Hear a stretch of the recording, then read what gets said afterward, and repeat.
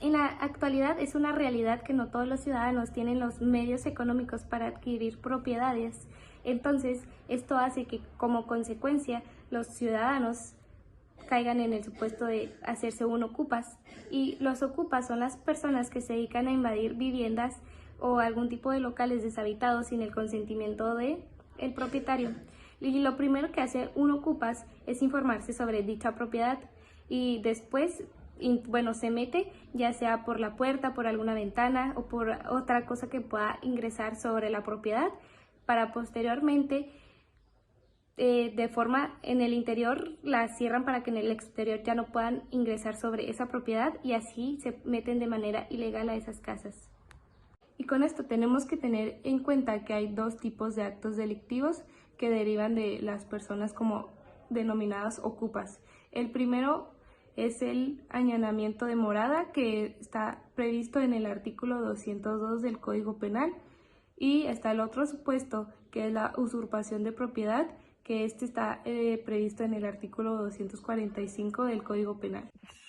En este apartado vamos a explicar los tipos penales recogidos acerca de la ocupación ilegal de viviendas, que serían el 202.1 del Código Penal y el 245.2.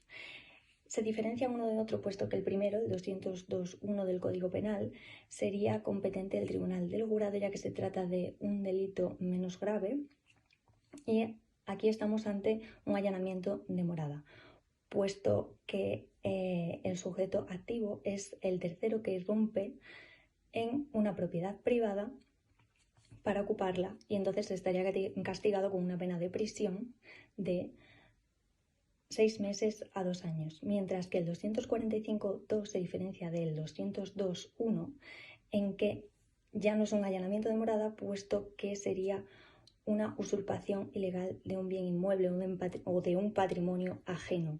Entonces estaría castigado con una pena de multa de 3 a 6 meses.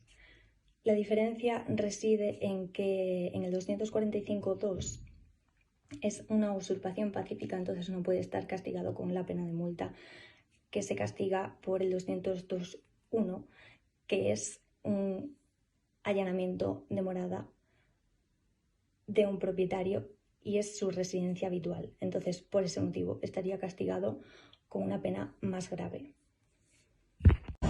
Al momento de conformar la proporcionalidad para la constitucionalidad de cualquier medida restrictiva de derechos, contamos con 3 requisitos. Primero, que haya un juicio de idoneidad.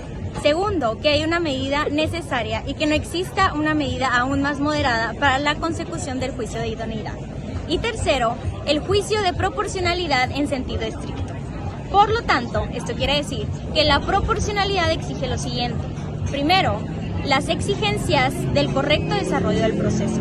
Segundo, la prevención delictiva y protección de la víctima. Y tercero, el respeto de los derechos fundamentales. Por otro lado, no solo se tendrá en cuenta a la víctima a la hora de valorar la solicitud de la medida cautelar, sino también a los vecinos colindantes, a los cuales el delito les pueda suponer un perjuicio.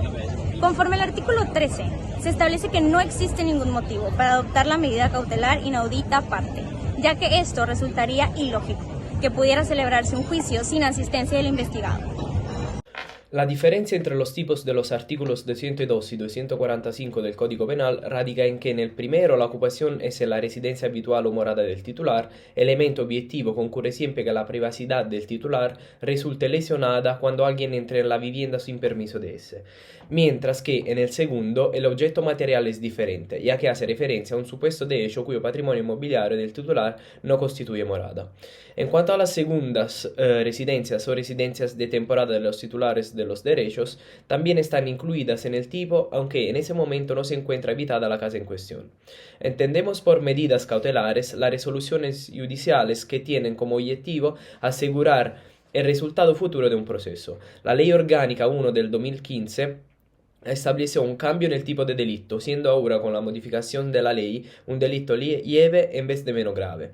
En lo que respecta a las noticias criminis, el Ministerio Fiscal puede llegar a conocer hechos constitutivos de delito de allanamiento de morada en los siguientes momentos procesales: a través del Estado policial, durante la tramitación de cualquier procedimiento judicial por delito de allanamiento de morada, y durante la celebración de juicio oral por delito lleve de usurpación, el fiscal puede solicitar la medida cautelar de desalojo hasta que se dicte sentencia y devenga firme. El artículo 13, Ley Criminal, considera como primera diligencias del procedimiento penal las encaminadas a proteger a los ofendidos por el delito, habilitando a la autoridad judicial a adoptar medidas necesarias para tutelar la vida o la integridad física y moral de la víctima, así como todas las que resulten necesarias para preservar los bienes jurídicos ofendidos. Por su parte, por Fumus Boni Juris, entendemos que la medida cautelar pertinente de desarrollo del inmueble se podrá solicitar siempre y cuando se aprecien sólidos indicios de la ejecución del delito, mientras que el periculum in mora establece la necesidad de existencia de efectos perjudiciales para el legítimo posesor que justifican la necesidad de poner fin a la situación antijurídica antes de la terminación del procedimiento. La adopción de la medida cautelar de desarrollo en el tipo recogido en el artículo 245,2 de usurpación pacífica podrá tener lugar cuando el sujeto pasivo sea una persona física o jurídica de naturaleza pública o una entidad sin ánimo de lucro de utilidad pública, siempre que se constante la lesión de los ius possidenti de la víctima. También podrá interesarse la medida cautelar cuando la víctima de la usurpación resulte ser una persona jurídica de naturaleza privada. En cuanto a los requisitos a la hora de conformar la proporcionalidad para la constitucionalidad de cualquier medida restrictiva de derechos, tenemos tres requisitos. Primero, que haya un juicio de idoneidad. Segundo, que sea una medida necesaria y no exista otra medida más moderada para la consecución del juicio de idoneidad. Tercero, que el juicio de propiedad en sentido estricto.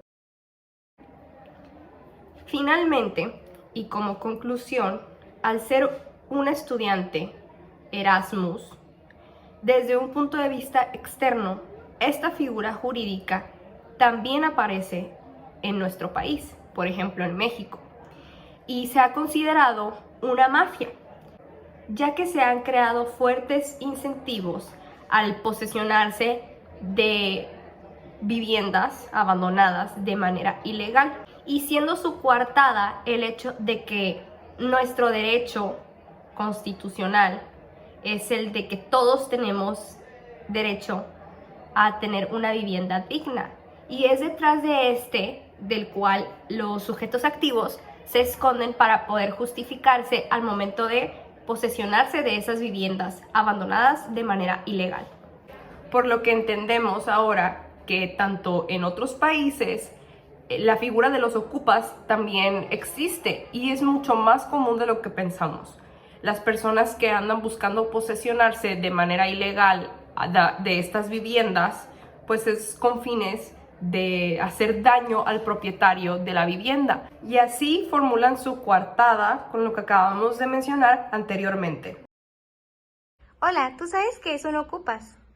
Hola, sí, un ocupas, bueno, por lo que yo he escuchado, es una persona que entra en casas ajenas y las hace como suyas, o sea, se queda a vivir ahí. ¿Tú piensas que tiene alguna consecuencia meterse a casas ajenas? Pues sí, porque estás invadiendo el espacio de otra persona, y además yo creo que legalmente también pues te pueden hacer algo, ¿no? Porque pues al final de cuentas pues no es tu lugar, no es tu espacio. Ok, muchas gracias por tus respuestas.